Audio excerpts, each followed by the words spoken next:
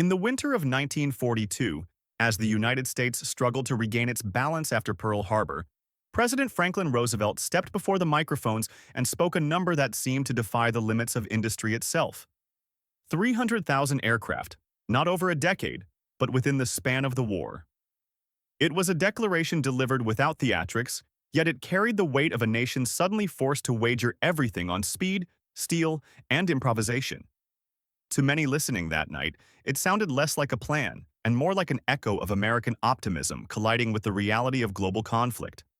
Across the Atlantic, Berlin's newspapers greeted the announcement with open scorn.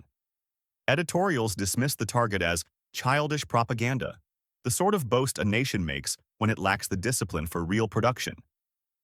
Writers framed the figure as evidence that Americans understood little about the industrial arithmetic of total war. In their columns, the idea of U.S. factories reaching such heights was not merely unlikely. It was comedic. Luftwaffe officers read those articles and agreed. Around briefing tables and in smoke-filled headquarters, they laughed at the suggestion that American plants could outbuild not only Germany, but the combined output of a continent already hardened by years of mobilization. For men trained to believe in European efficiency, the thought that the United States, a country still considered industrially unfocused, might flood the skies with aircraft seemed as remote as a rumor from another planet. German intelligence reinforced their confidence.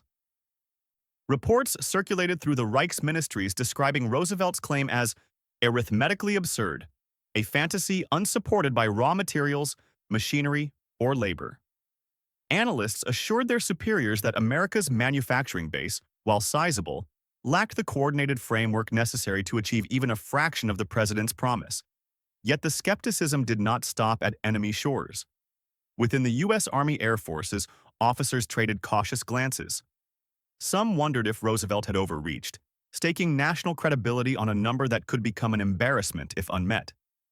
The war had only begun, and already its demands exceeded what military planners believed possible. Factories across the country offered a stark confirmation of that doubt. Many still operated on 1930s schedules, producing at a pace suited for peacetime contracts rather than global conflict. Assembly lines remained short, machinery outdated, and workers untrained for the monumental task Roosevelt had laid before them. But beneath those doubts, in the quiet spaces between disbelief and necessity, something was beginning to shift. The first tremor of a transformation no one, on either side of the ocean, yet foresaw. From Berlin's war rooms, America appeared as a nation still waking from its long sleep between wars, soft around the edges, untested in the brutal mathematics of mass mobilization. German officers, shaped by years of mechanized conquest, regarded the United States as a country whose factories produced consumer luxuries rather than the machinery of total conflict. To them, the American soldier was a distant figure, willing perhaps, but inexperienced, and supported by an industrial system that lacked the tempo required for continental war. Across the Pacific, Tokyo reached a similar conclusion through a different lens. Japanese planners had studied American production for years, noting its scale but doubting its coherence. They believed U.S. industry was too decentralized, scattered across states, cities, and private companies that rarely coordinated with one another. In their assessments, such a system could not be bent quickly toward a single national objective. Mobilization, they predicted, would be slow, uneven, and far too late to alter the strategic balance of the Pacific. In Rome, the view was sharper, even mocking. Italian officials struggling with their own factories and supply chains dismissed the idea that a democracy, with its debates, committees, and divided priorities, could ever construct the disciplined machinery required for total war. They framed Roosevelt's confidence as naive, the boast of a leader insulated from the realities of Europe's hardened industrial landscape. Axis strategists, calculating from imperfect intelligence, added a further assumption: that America's industrial ambition would be strangled at sea. With German U-boats prowling the Atlantic and Japanese submarines pressing into the Pacific, they believed shipping limits would render any surge in American production effectively pointless. What good were thousands of aircraft, they asked, if they could not reach the front lines? On American soil, the doubt echoed. Many aircraft plants were small, isolated, and outdated, operating with tools designed for a different decade. Engineers saw the obstacles clearly. Too few machines, too little space, too many processes still performed by hand. The gap between Roosevelt's promise and the reality on the factory floor seemed wide enough to swallow confidence itself. Within the Allied High Command, the unease deepened. British and Soviet leaders, dependent on future American strength, wondered silently whether the industrial miracle they needed could be delivered in time.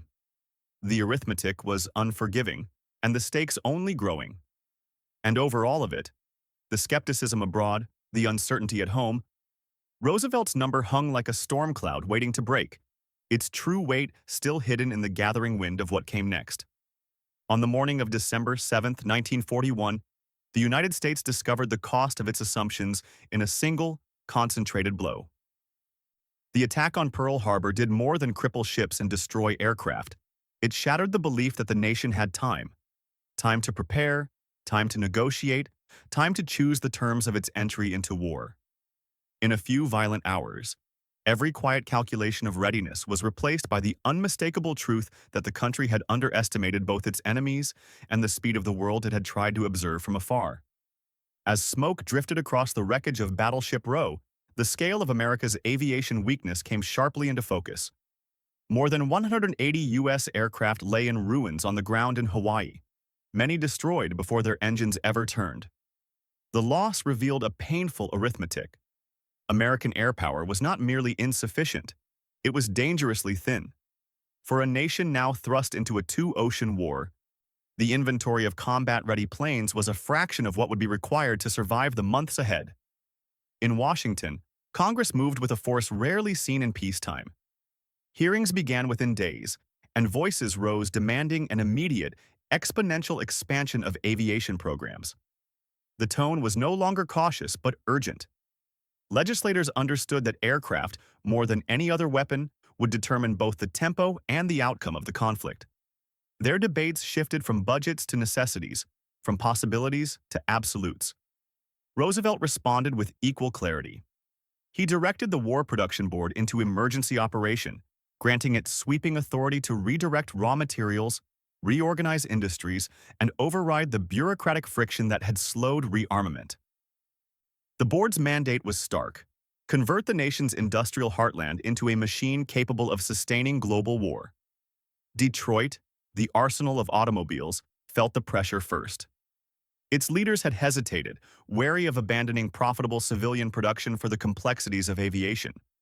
Now the hesitation dissolved. Factories that once built coupes and sedans were told to prepare for bombers, transports, and fighter aircraft. Machines far beyond anything their assembly lines had previously attempted. Across the country, the scale of past underinvestment became impossible to ignore. The United States had spent a decade believing oceans offered protection. Pearl Harbor proved they did not. What had once seemed an ambitious target, 300,000 aircraft, began to look less like an exaggeration and more like a minimum requirement for national survival. And as the nation mobilized, a new realization took hold. The impossible number Roosevelt had spoken might not have been a boast at all, but a warning of what the future would demand next. In the heart of Europe, Germany entered the early years of the war with a conviction forged by experience and strengthened by victory. Decades of disciplined engineering had given the Reich a reputation for technical mastery, and its factories, tightly organized, meticulously supervised, and relentlessly optimized, appeared to offer an advantage no enemy could match. To German leaders, precision was not simply a virtue, it was a guarantee. They believed that whatever America attempted, German craftsmanship would remain unassailable. The Luftwaffe's triumphs between 1939 and 1941 deepened this certainty. From the skies over Poland to the fields of France, German aircraft seemed to cut through the air with a confidence that matched the tempo of the blitzkrieg below. Pilots spoke of their machines almost as companions, devices shaped by hands that understood both the science and the feel of flight. Every early victory reinforced the belief that Germany's air arm was not only superior in skill, but anchored in technology its rivals could not duplicate. Hermann Göring, the Luftwaffe's flamboyant commander-in-chief, voiced that sentiment with characteristic ease. To him, American industry was built for peace, not war. A nation of refrigerators and automobiles, he scoffed, incapable of translating consumer culture into an engine of military production. The phrase became a shorthand inside the Reich, a reminder that Germany considered its opponent industrious but unfocused, energetic but inexperienced. German planners extended the logic further. They argued that in aviation, as in all advanced weaponry, quality outweighed quantity. A finely engineered fighter could outmatch 2 or 3 inferior machines. A well-trained pilot in a superior aircraft could hold the line against a swarm. The mathematics felt proven by the opening campaigns. As long as German factories continued to produce aircraft of exceptional design, the war in the air could be controlled, even if the enemy attempted to build more. Aircraft like the Messerschmitt Bf-109 and the Junkers Ju-88 offered powerful confirmation. Both machines dominated early war skies, the first agile and lethal, the second versatile enough to serve as a bomber, fighter, or reconnaissance platform. Their successes were interpreted not merely as tactical victories, but as validation of the entire industrial philosophy of the Reich. If these aircraft could win Europe, planners believed, then America's numerical ambitions were little more than empty rhetoric. Yet beneath that confidence lay a critical oversight. Germany had prepared for continental campaigns, not a global conflict that demanded relentless expansion of output. Efforts to scale production remained limited, constrained by assumptions formed in the shadow of earlier successes. Factories continued to operate at measured pace, designing improvements, refining components, and emphasizing craftsmanship over sheer volume.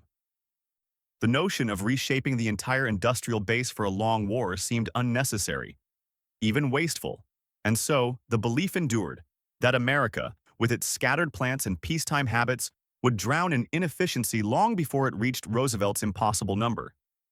Few inside the Reich questioned the premise. Fewer still imagined what might happen if the country they dismissed as unfocused suddenly learned how to turn its vast potential into power. But beyond Germany's borders, signs were emerging that the American machine was beginning to wake, and its first movements would soon shift the balance of the war. Across the Atlantic, the United States possessed an advantage so ordinary in appearance that few abroad recognized it for what it was. American industry did not pride itself on artisanship or meticulous craftsmanship. Its strength lay instead in the quiet repetition of standardized mass production, a discipline born not from guild traditions but from assembly lines and interchangeable parts.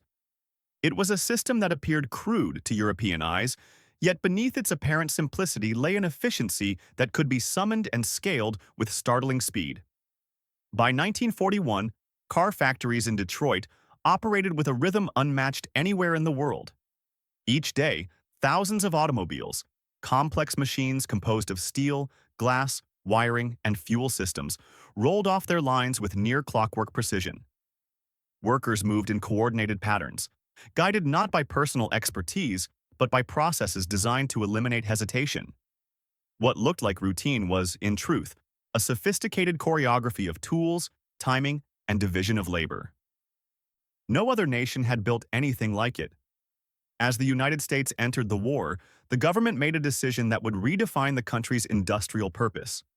It introduced cost-plus contracts, guaranteeing manufacturers reimbursement for expenses along with a set profit margin. The effect was immediate. Companies were no longer forced to balance efficiency against financial risk. Instead, they were encouraged, even compelled, to expand capacity, hire workers, purchase machinery, and experiment with new methods of production. The goal was no longer perfection. The goal was volume.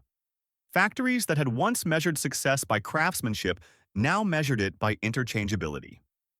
Production moved away from the pride of hand-fitted components toward the logic of identical parts that could be assembled by anyone, replaced by anyone, and repaired in the field with minimal skill. It was a shift in philosophy.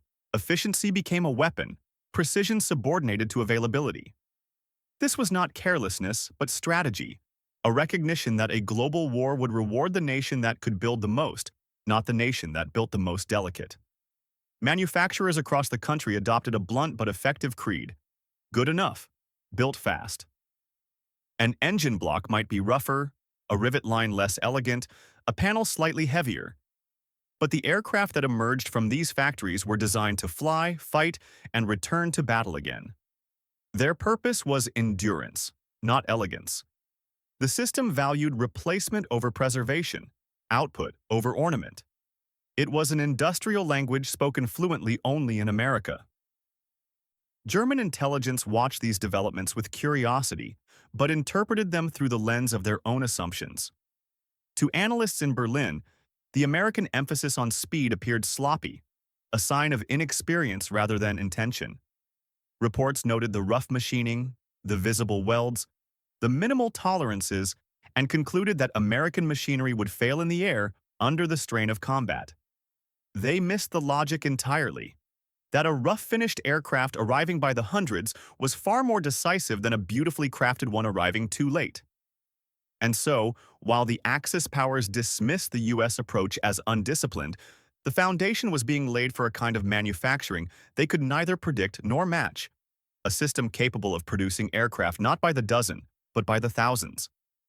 In the shadows of America's factories, the first outlines of that future were beginning to take shape, preparing to reveal a scale of power no enemy yet imagined.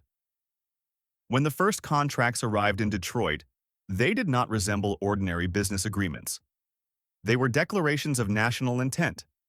Vast government orders bearing the names Ford, General Motors, Douglas, and dozens more, each committing to a scale of work no American company had attempted before. The ink on those contracts might as well have been steel, for they bound the industrial giants of the United States to a common purpose: transform their factories into engines of war. Signatures were followed immediately by shipments of tooling, materials, and military inspectors. The message was unmistakable. The era of automobiles was yielding to the era of aircraft. Within weeks, crates carrying blueprints for machines once thought exotic arrived at assembly plants around the country. The B-24 Liberator, the P-38 Lightning, the B-17 Flying Fortress, complex aircraft whose designs had been perfected in aviation shops now lay spread across drafting tables in factories that had previously built nothing more flight-worthy than a family sedan. Engineers studied fuselage diagrams, wing spars, hydraulic systems, and oxygen lines with the quiet concentration of men absorbing a new language. Each blueprint represented a challenge not of imagination but of translation. How to take a machine crafted in thousands of individual operations and teach a factory to build it in rhythm. As the designs arrived, so did the people. Trains pulled up to stations each morning releasing streams of workers who had never seen an aircraft up close, let alone helped assemble one. They came from farms, mining towns, and offices, carrying lunch pails and the hesitations of inexperience. Yet every day, more of them joined the lines. Men too old for combat, young apprentices seeking wages, mothers supporting families while sons were already overseas. By 1942, some plants saw thousands arrive in a single shift change, their footsteps forming the pulse of a new industrial army. With scarcely a pause, the old production lines began their transformation. Where chassis and axles once rolled forward, now aluminum frames hung from cranes. Shops that had installed door handles and dashboards now riveted skin panels to bomber sections. Sparks rose from welding stations in steady, bright fountains. The familiar shapes of coupes and trucks disappeared, replaced by half-assembled wings, tail assemblies, and the long, hollow bodies of heavy bombers. Factories that had defined American mobility now redefined American air power. Amid this upheaval, a quiet revolution unfolded. Women entered the factories in unprecedented numbers: machinists, riveters, inspectors, tool crib attendants. Their presence stabilized the workforce, filling roles once assumed necessary for men alone. They mastered drill presses, welding torches, and precision gauges with an efficiency that surprised even the managers who had doubted their capacity. The war changed the nature of labor, and with it, the face of American industry. To prepare these new workers, companies built training programs at breathtaking speed. Classrooms rose behind factory walls, where instructors taught everything from metallurgy to instrument calibration. Workers practiced on mock fuselages before touching the real machines. Skills once reserved for small, specialized shops spread across entire cities. A national knowledge base, practical, technical, and disciplined, took root almost overnight. And as these pieces came together, the contracts, the blueprints, the workers, the training, something subtle yet unmistakable began to take form. The production lines no longer felt like repurposed automobile plants. They felt alive, synchronized, gathering momentum. The first aircraft sections moved forward, slow at first, then steady, then with a confidence that suggested a greater force was waking behind them. The American aviation machine had begun to breathe. And soon, its pace would rise far beyond anything the world had prepared to confront. When production began at Ford's Willow Run plant, the promise of mass-manufactured air power collided almost immediately with the reality of building bombers on a scale no one had ever attempted.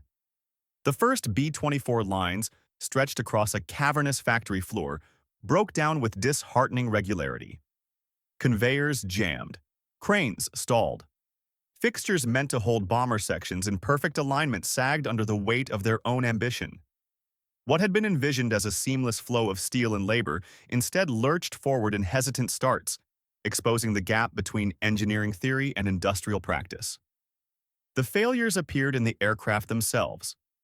Rivets cracked under stress tests, splitting along seams where inexperienced hands had worked too quickly or too hesitantly. Jigs, the massive metal frames designed to hold wings and fuselages in precise position, shifted by millimeters, but those millimeters were enough to throw entire assemblies out of tolerance. Inspectors rejected wings for structural inconsistencies, sent fuselages back for re-riveting, and flagged control surfaces that failed to meet aerodynamic standards. Every defect slowed the line, eroded confidence, and reminded workers that aircraft, unlike automobiles, had no margin for error in flight. The pressure of these early setbacks weighed heavily on the new workforce. Many of the men and women who had entered the factories with patriotic purpose found themselves overwhelmed by the unfamiliar demands of aviation manufacturing. Some struggled with the precision required, others with the pace. Quit rates climbed. Skilled hands were rare, and patience ran thin. Managers rotated workers between stations in hopes of finding better fits, yet the problems persisted. The factory's learning curve was steep, and the war's deadlines were unforgiving. Within Washington, the production crisis became impossible to ignore. Reports arrived monthly showing that the schedule for B-24 bombers had slipped far behind projections. Instead of the hundreds expected by mid-year, only a trickle emerged from the end of the line. Air Force officers, desperate for long-range bombers, warned that entire operational plans depended on these aircraft. The gap between need and delivery widened, feeding the argument that the grand experiment of building warplanes in automobile factories had been a grave miscalculation. Critics seized the moment. Some in Congress repeated their earlier doubts, insisting that the automotive industry had neither the discipline nor the craftsmanship required for aviation. Editorials described Willow Run as a monument to overconfidence, a symbol of what happened when ambition outpaced skill. Even within the military, a quiet faction argued for returning aircraft production to traditional, slower, but proven aviation plants. To them, mass manufacturing seemed incompatible with the fragile precision demanded by modern aircraft. Across the ocean, German analysts watched these struggles with interest that bordered on satisfaction. Intelligence reports highlighted the breakdowns at Willow Run as evidence of American incompetence. The failures fit neatly into pre-existing assumptions: a chaotic workforce, inexperienced managers, and factories built for refrigerators instead of bombers. German newspapers portrayed the difficulties as confirmation that Roosevelt's production goals were fantasy, numbers designed for headlines rather than battlefields. The Reich found reassurance in America's early missteps, believing they affirmed the superiority of its own focused, craftsman-driven system. But inside the factories, beneath the noise and frustration, a different response began to take shape. One quieter, slower, but far more consequential. Ford's engineers, joined by specialists from Consolidated Aircraft, began studying every bottleneck, every failure point. every rejected wing and warped fuselage. Instead of forcing the existing methods to work, they asked a more radical question. What if the process itself was wrong? What if aviation manufacturing had to be redesigned from the ground up to fit the scale the war demanded? With that shift in thinking, the first outlines of a new workflow emerged. Engineers redesigned jigs for rigidity, restructured assembly sequences, introduced standardized rivet patterns, and created calibration routines to ensure consistency across shifts. Training modules were rewritten. Tooling was upgraded. Conveyor speeds were recalculated. Each improvement was small on its own, but together they began to transform the line from a struggling experiment into something approaching true mass production. And as those quiet changes took hold, the factory that had once symbolized American overreach began to find its rhythm, a rhythm that would soon accelerate beyond anything its critics believed possible. As the failures mounted, Henry Ford made a decision characteristic of his long career. He sent teams of engineers to the places where aircraft were already being built successfully. They traveled to Consolidated's plants in San Diego, to Douglas facilities along the West Coast, and to smaller aviation shops scattered across the country. Clipboards in hand, they studied not only the machines but the movements, how workers positioned panels, how foremen checked tolerances, how jigs were tightened and released. What they saw was not magic but method, a discipline refined through years of slow, careful development. Their task was to translate that discipline into something far larger than any aviation plant had ever attempted. The lessons they returned with changed everything. Instead of relying on a worker's individual judgment, the plants introduced standardized tools and measuring gauges with precise, uniform settings. Rivet guns calibrated to exact pressures replaced improvised adjustments. Templates ensured that every hole was drilled at the same angle, every bracket set to the same depth. Errors that once appeared randomly now revealed patterns, and those patterns became opportunities for correction. The result was a quiet revolution. Assembly reliability began to rise, not because workers grew suddenly more skilled, but because the system itself had grown more stable. Yet, even as the factories improved, new obstacles emerged, some of them dictated by the global nature of the war. Chromoly steel, essential for high-strength aircraft components, grew scarce as the military's demands increased. Shortages threatened to halt production entirely. Instead, engineers turned to creative substitutions, heat-treating alternative alloys, adjusting structural layouts, and redesigning components to distribute stress differently. It was engineering under pressure, and each solution carried the unmistakable signature of wartime necessity: practical, efficient, and arrived at in haste. As these materials challenges were overcome, the deeper ambition of American manufacturing began to take shape: interchangeability. Aircraft sections built hundreds of miles apart. Wings in Michigan, fuselages in Oklahoma. Tail assemblies in California needed to meet with perfect precision. To achieve it, factories standardized tolerances down to fractions of an inch and synchronized their tooling procedures. When the first test assemblies arrived at Willow Run, inspectors watched with a mixture of disbelief and pride as parts fabricated in different states locked into place without force or modification. It was proof that the American system could scale not only in numbers but in consistency. With production accelerating, the issue of labor became acute. There were simply not enough trained hands to maintain the pace the War Department demanded. The solution was as pragmatic as it was transformative: shift rotations that kept factories operating around the clock. Midnight crews replaced afternoon crews. Dawn shifts took over from those who worked through the night. Lunch whistles sounded at hours that defied the traditional sense of day. The factories became self-contained worlds, illuminated by arc lamps at all hours, driven forward by the relentless rhythm of a nation at war. And within those shifts, another revelation emerged. Women, already a growing presence on the lines, demonstrated exceptional skill in the most delicate tasks of aviation manufacturing. Their hands proved steady for precision riveting, their patience well-suited to the intricate wiring required for bombers and fighters. Supervisors who had once doubted their contribution now reorganized entire departments to take advantage of their abilities. What began as a wartime necessity became a cornerstone of industrial capability, altering forever the assumptions about who could build America's air power. Through every difficulty, a pattern began to form. The mistakes of the early months, the cracked rivets, the misaligned jigs, the abandoned shifts, became sources of learning rather than signs of failure. Training manuals were rewritten, processes streamlined, tools refined. The factory floors that had once struggled simply to function now moved with a confidence born of experience. The nation had not only learned how to build aircraft, it had learned how to build them at a scale no one had previously imagined.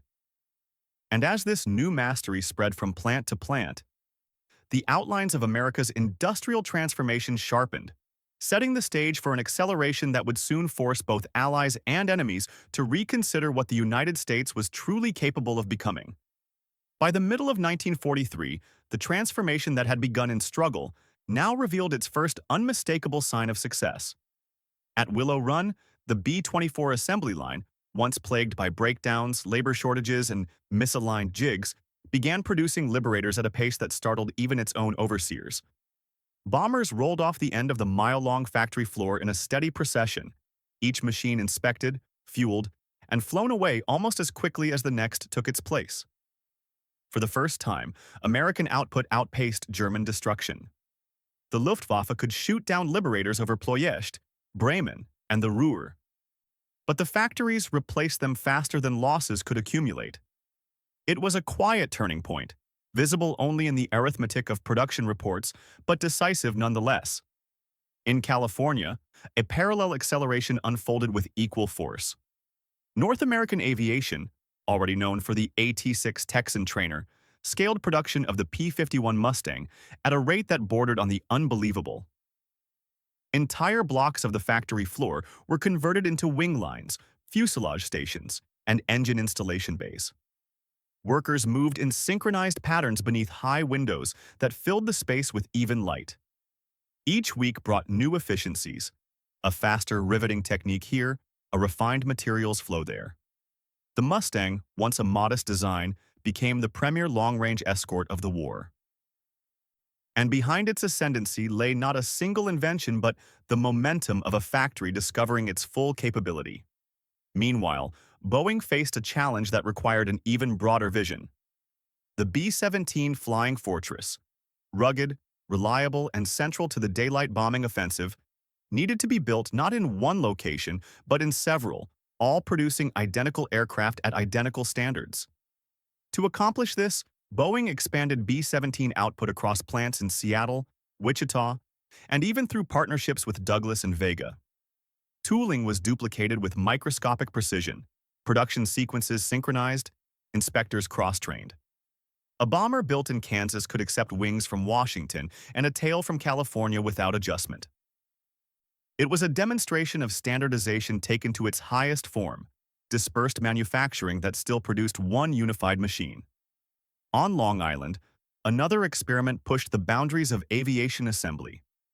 Grumman, charged with building fighters and torpedo bombers for the U.S. Navy, developed modular techniques that allowed entire sections of carrier aircraft to be assembled separately, then joined in minutes. Wings folded into compact packages for transport, fuselages arrived pre-wired, and engine mounts locked into place with a handful of bolts. The approach reduced congestion on the factory floor and shortened production times dramatically. For a Navy operating thousands of miles from home, these modular aircraft became instruments of mobility and endurance, tools built not only for combat but for the logistics of the Pacific. As airframe production surged, another bottleneck emerged: engines. Without enough power plants, even the fastest assembly lines would slow. To break the constraint, American manufacturers employed a method rarely attempted in aviation: parallel manufacturing. Wright built its Cyclone engines in multiple plants simultaneously, each facility equipped with duplicate tooling and standardized inspection protocols. Packard produced Merlin engines under license from Rolls-Royce, matching British tolerances while applying American mass production techniques. The result was a supply of engines robust enough to feed every airframe line from Boston to San Diego. Beyond aircraft, the principles of mass production found their most dramatic proof in a place few expected: shipyards. The Liberty Ship program, conceived as a stopgap measure, demonstrated that even giants of steel could be built with assembly line efficiency. Welded hull sections replaced hand-riveted plates. Standardized components arrived prefabricated. Entire ships went from keel to launch in weeks instead of months. One yard famously completed a Liberty ship in just over 4 days, a symbolic victory that confirmed a principle now reshaping every corner of American industry. Scale was not only possible but repeatable. As these successes accumulated, Roosevelt's once ridiculed number, 300,000 aircraft, shifted from bold rhetoric to statistical trajectory. Production curves steepened. Monthly totals rose. Factories learned, adapted, and accelerated. The skeptics in Washington fell silent. The skeptics in Berlin misread the signals until it was too late. What had begun as an impossible target was becoming a mathematical certainty, the natural extension of a nation that had learned how to mobilize the full breadth of its industrial power. And yet, even as America's factories mastered the art of quantity, new questions loomed. How would this avalanche of machinery reshape the battlefield itself? And how long could the enemy withstand a force growing with such relentless momentum? By the summer of 1943, the numbers once dismissed as fantasy had hardened into fact. American aircraft plants, from Willow Run to Seattle, from Inglewood to Tulsa, were producing machines at a rate the Axis could not match. Fighters, bombers, transports, and trainers left their hangars in such volume that losses no longer carried the same strategic weight. A squadron destroyed over Bremen could be rebuilt within weeks. A bomber group shattered above Schweinfurt could be re-equipped before the next offensive. The mathematics of attrition, once the great fear of Allied planners, began to favor the United States with unmistakable momentum. This shift reached into the heart of strategy. U.S. commanders, long schooled in the caution born of scarcity, recalibrated their thinking around abundance. The knowledge that replacements were not only possible but guaranteed changed operational planning at every level. Missions that once demanded meticulous conservation of aircraft could now be flown with assertive confidence. The Air Forces moved from a posture of preservation to one of relentless pressure. It was not recklessness, but a new recognition. The side with deeper industrial reserves could afford to dictate the tempo of war. The clearest expression of this transformation came with the appearance of long-range escorts over Europe. The P-51 Mustang, powered by Packard-built Merlin engines, extended its reach deep into German airspace. For the first time, American bombers flying toward targets such as Leipzig, Regensburg, and Berlin were protected from start to finish. Fighter groups swept ahead of the bomber formations, engaging the Luftwaffe before it could organize. Battles that once exhausted American crews now ended with the bombers intact and the German defenders depleted. The skies over Europe, once a battleground of equals, began to tilt inexorably toward the Allies. Across the Pacific, the consequences of this shift were equally stark. Japan, already strained by years of conflict, found its pilot corps eroding at an unsustainable rate. Each lost aviator represented not merely the loss of a machine, but the disappearance of experience that could not be replaced. Training programs accelerated, but the new pilots arrived with fewer hours, lighter preparation, and diminishing survival rates. Against them rose waves of American aircraft flown by crews backed by an industrial system capable of delivering spare parts, replacement planes, and improved designs without pause. The Pacific became, in essence, a contest between a nation running out of time and another expanding its capacity with each passing month. As the war intensified, the weight of American production pressed harder on every enemy calculation.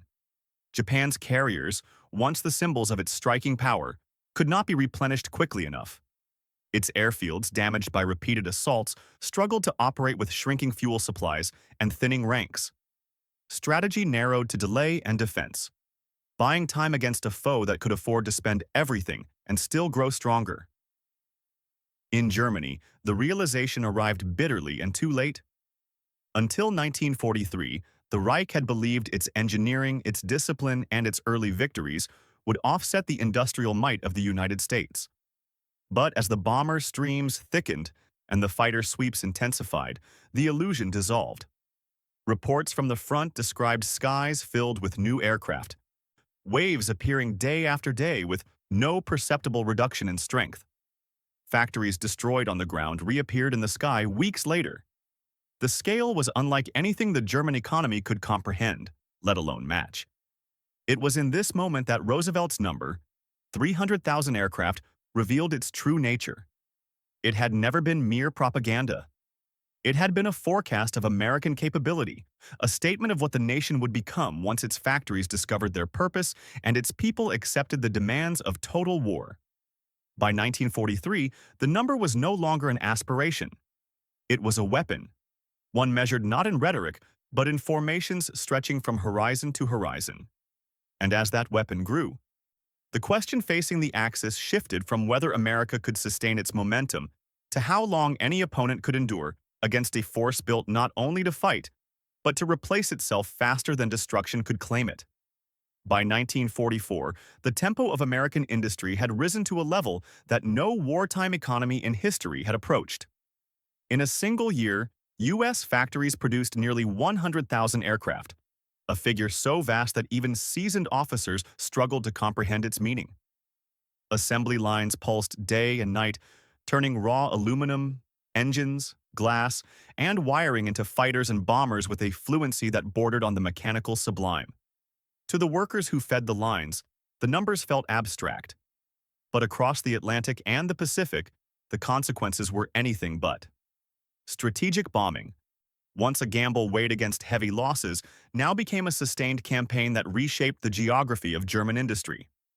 The 8th Air Force and the RAF struck at the Reich's most vital organs, the synthetic fuel plants that fed its panzers, the ball-bearing factories that kept its machinery alive, the transportation hubs that threaded its armies across Europe. Every raid delivered not just destruction but delay, and delay in wartime was a slow, grinding form of defeat. Even when German engineers repaired a plant, the next wave arrived to undo their work. The skies that had once protected Germany with the illusion of distance now exposed it with relentless reach. Over those skies flew the P-51 Mustang, the aircraft that altered the balance more completely than any strategic plan. Its long-range capability allowed it to escort bombers from English airfields deep into the German heartland and back again. What had once been a narrow corridor of vulnerability for American bombers became a shield of speed and precision. Mustang squadrons roamed ahead of the formations, engaging the Luftwaffe before it could properly organize. They struck with altitude, energy, and growing confidence, sweeping aside German interceptors that had once dictated the terms of aerial combat. Each month, the Luftwaffe's losses grew, not only in machines, but in pilots whose experience could not be replaced. Across the Pacific, the shift was no less profound. Japan's carrier force, the pride of its navy in 1941, was reduced to scattered hulls by 1944. American shipyards and aircraft plants had replenished every loss many times over, while Japan struggled to replace even a handful of decks. Battles like the Philippine Sea and Leyte Gulf revealed the growing asymmetry. Waves of inexperienced Japanese pilots, lofted from shrinking fleets, faced American formations supported by overwhelming numbers, radar coordination, and planes built in factories numbering in the dozens. When the smoke cleared, Japan's carriers had ceased to be instruments of power. They had become symbols of an era already closing.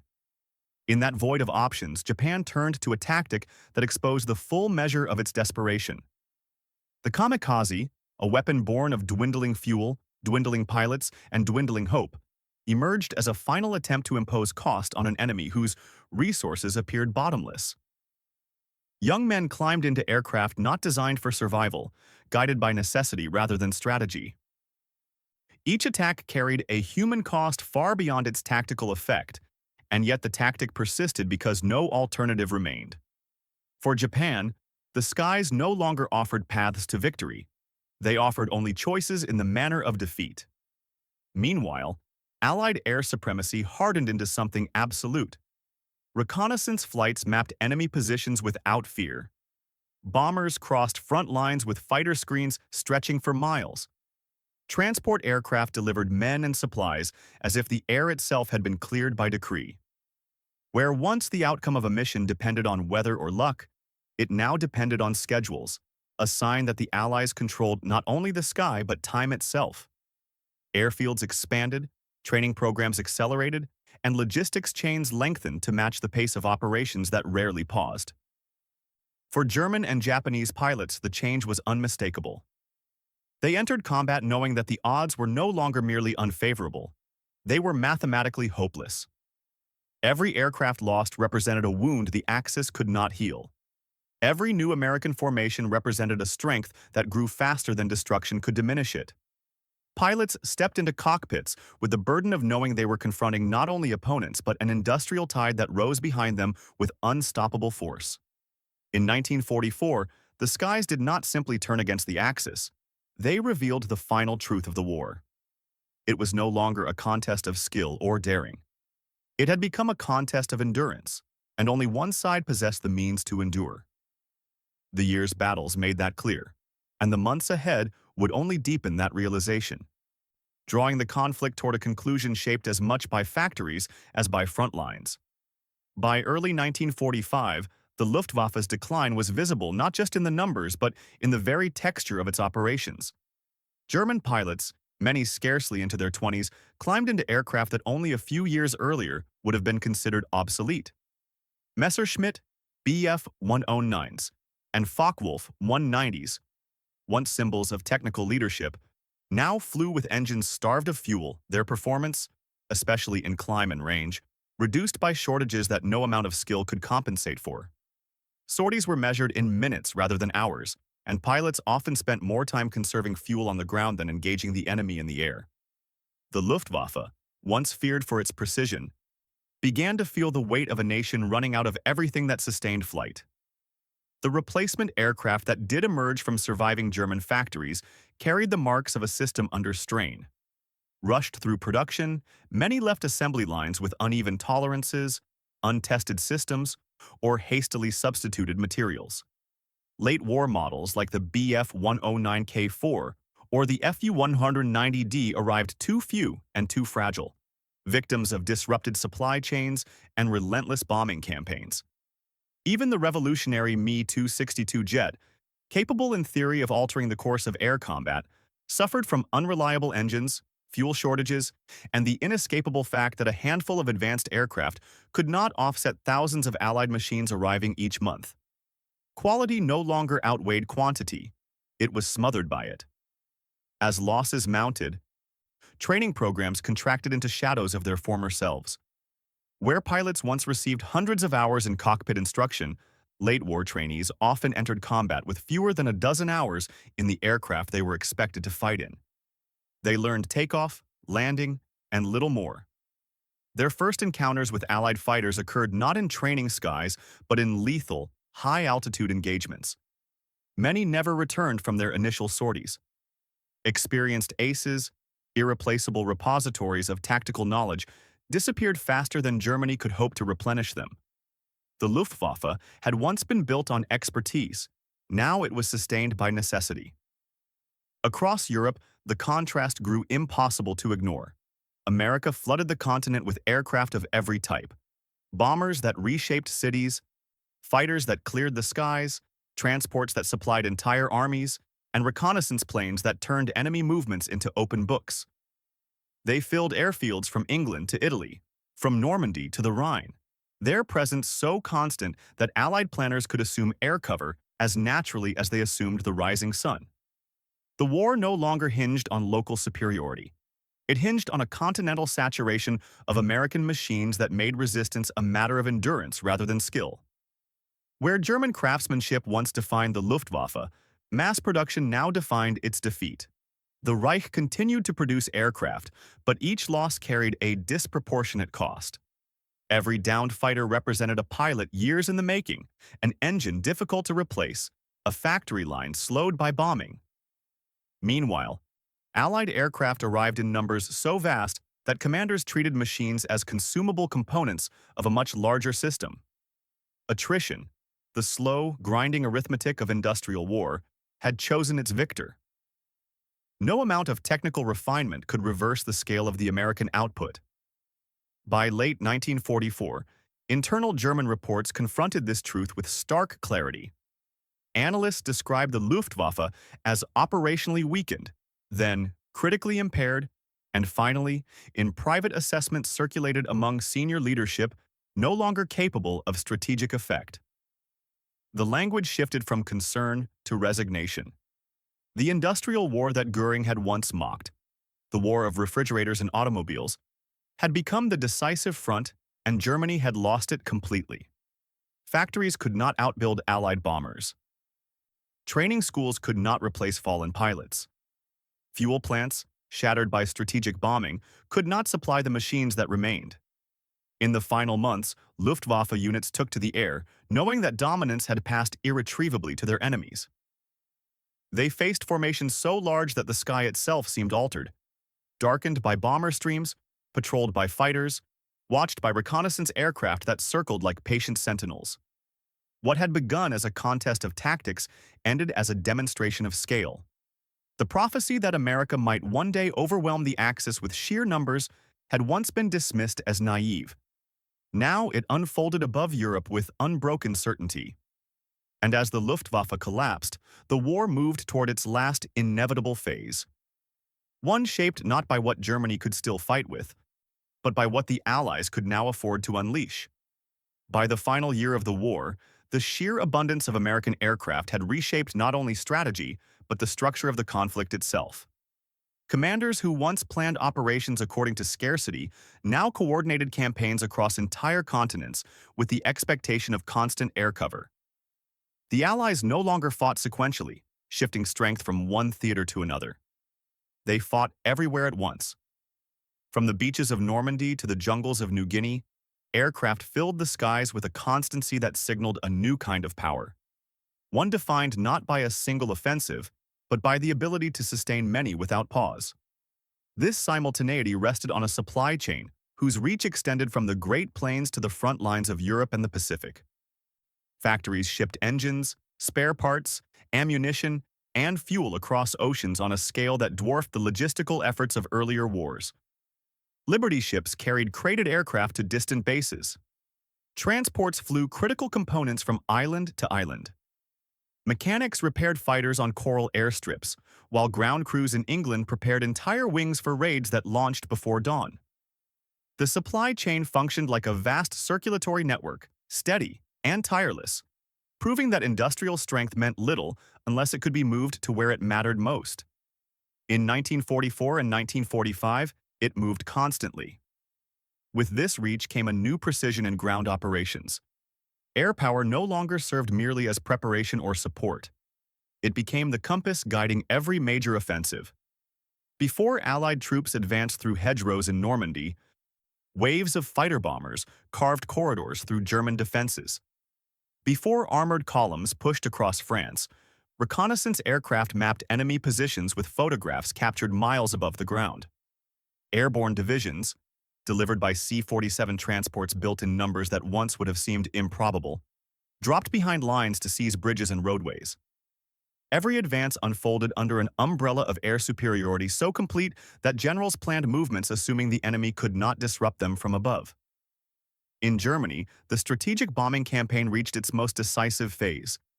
Synthetic fuel plants were struck repeatedly until output fell to a fraction of pre-war levels. Rail yards, once the arteries of German mobility, lay twisted and unusable. Even factories relocated to underground chambers struggled to function when their supply lines failed. The destruction did not defeat Germany by itself, but it accelerated a collapse already underway. Without fuel, tanks became fixed obstacles. Without transportation networks, divisions wandered in hunger and isolation. Without factories, the Luftwaffe could replace neither pilots nor planes. The bombing did not merely destroy buildings. It dismantled the machinery that kept the German war effort coherent. While bombers reshaped Germany, air transport altered the tempo of Allied ground forces. C-47s and larger transports carried equipment over mountain ranges, ferried troops to distant islands, and delivered supplies to divisions moving too quickly for traditional logistics to follow. In Italy, high-altitude airlifts sustained surrounded units. In Burma, Transports kept entire campaigns alive by flying over terrain unreachable by roads. The ability to move men and materiel through the air, independent of ports and railways, erased distances that once shaped the limits of war. The Allies no longer fought where infrastructure allowed. They fought where strategy required. Underlying all of this was a truth understood only in retrospect. Victory in 1945 had been shaped long before the first Allied soldier entered Berlin or Tokyo Bay. It had been shaped on drafting tables, in steel mills, in tool shops humming with repetitive tasks. The outcome of the conflict grew from thousands of decisions made not on battlefields but in production meetings. Decisions about tooling methods, material substitutions, shift patterns, shipping routes, and assembly line design. The war had revealed that industrial power was not merely a contributor to strategy. It was the foundation upon which strategy stood. America's factories proved that war could be influenced months, even years, before tanks rolled or aircraft took flight.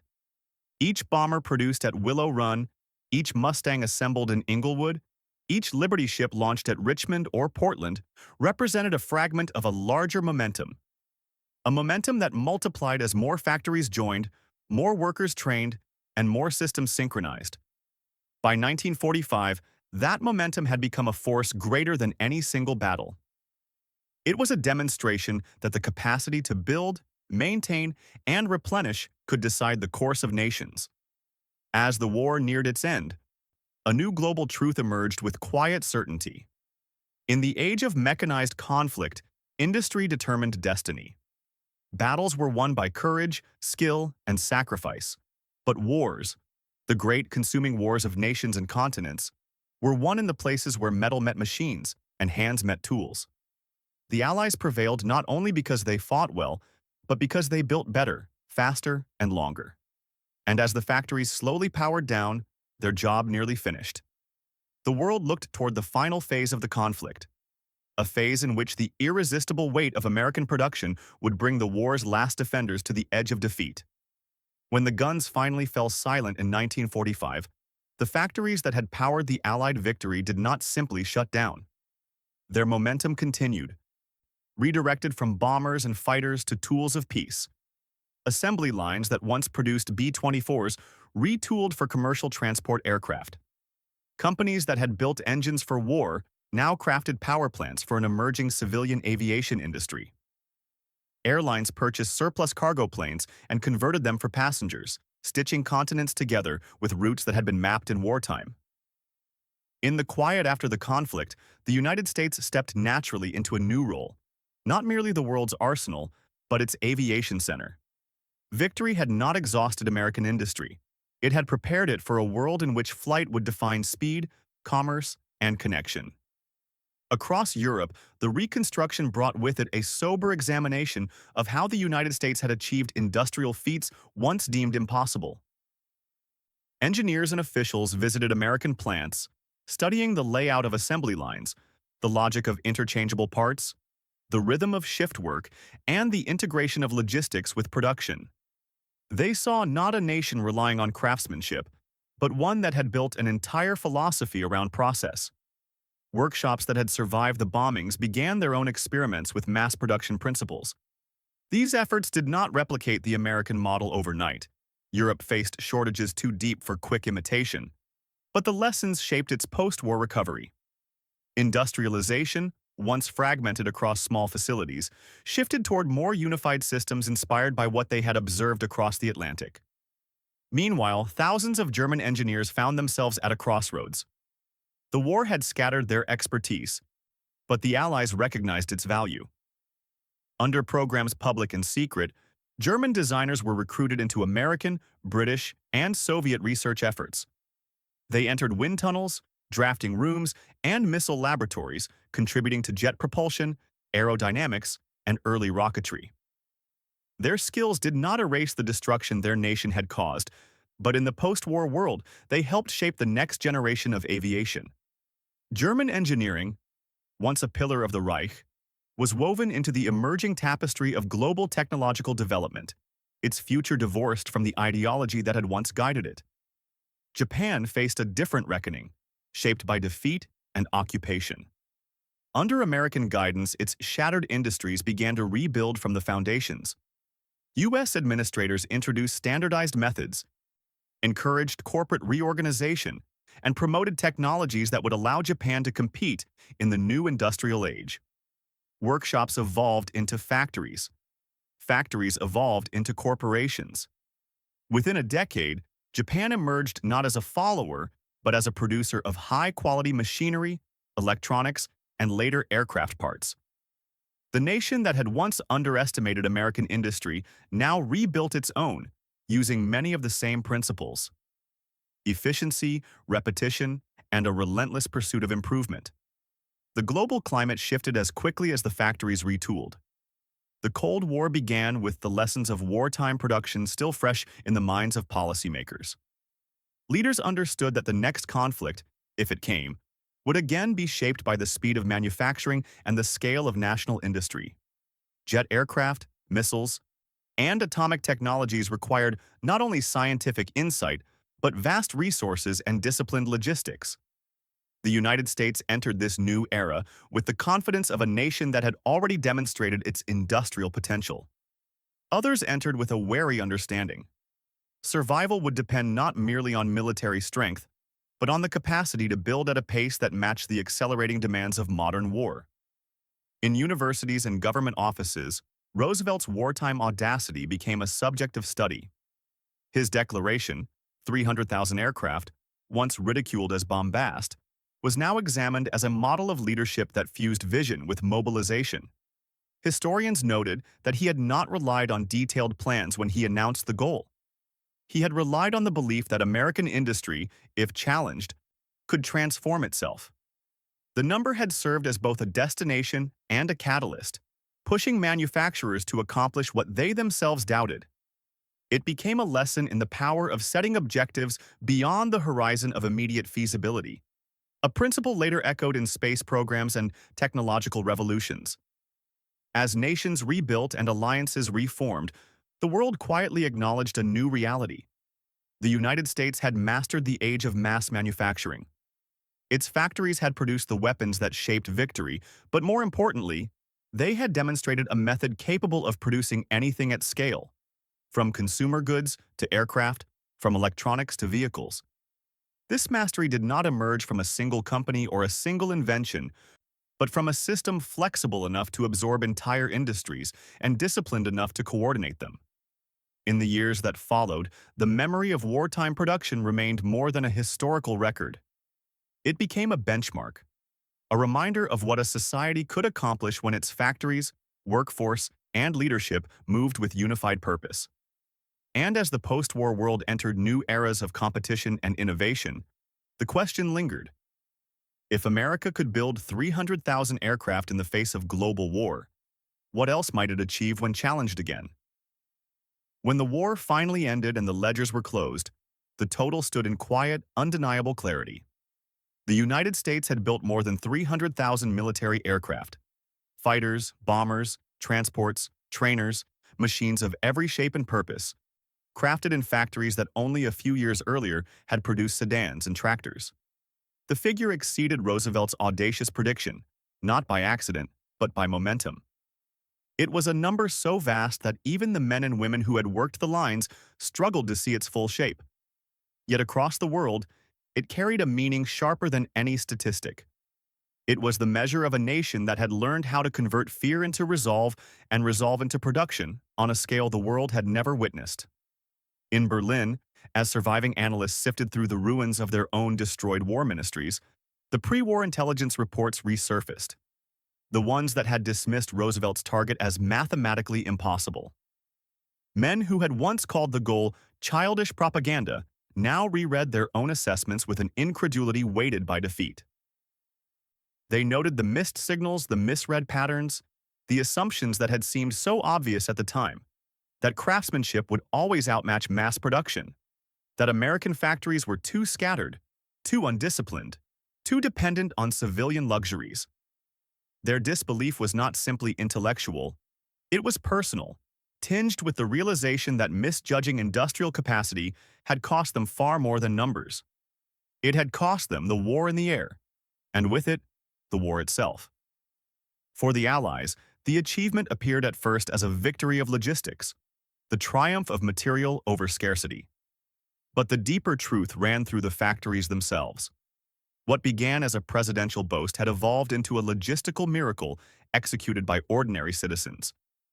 Riveters who had never touched an aircraft before the war, machinists who learned their trade under the pressure of deadlines, inspectors who developed expertise on the factory floor. They had become the architects of a force that reshaped the conflict.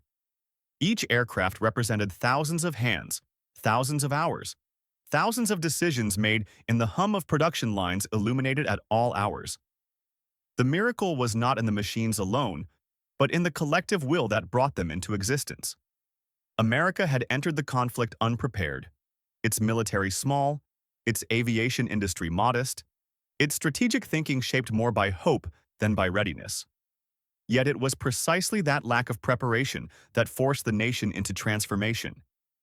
Mobilization demanded that the United States learn quickly, adapt relentlessly, and abandon every assumption that no longer served its purpose. The country that had once underestimated its own capabilities emerged from the war having redefined what industrial warfare meant. No longer could a nation rely solely on experience or tradition.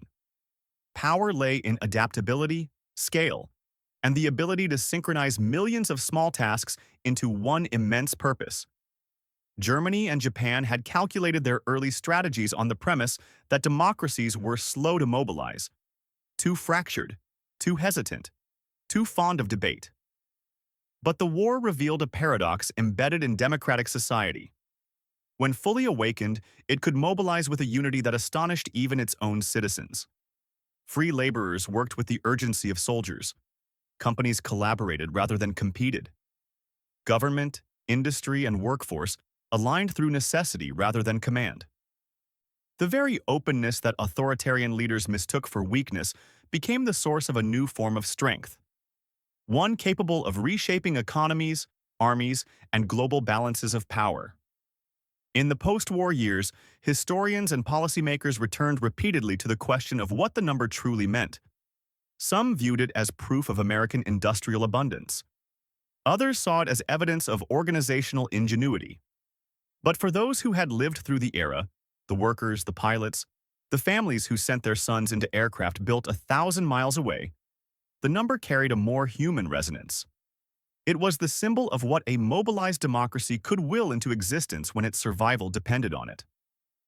Roosevelt had spoken the number in 1942 to shock, inspire, and intimidate. But its legacy reached far beyond propaganda.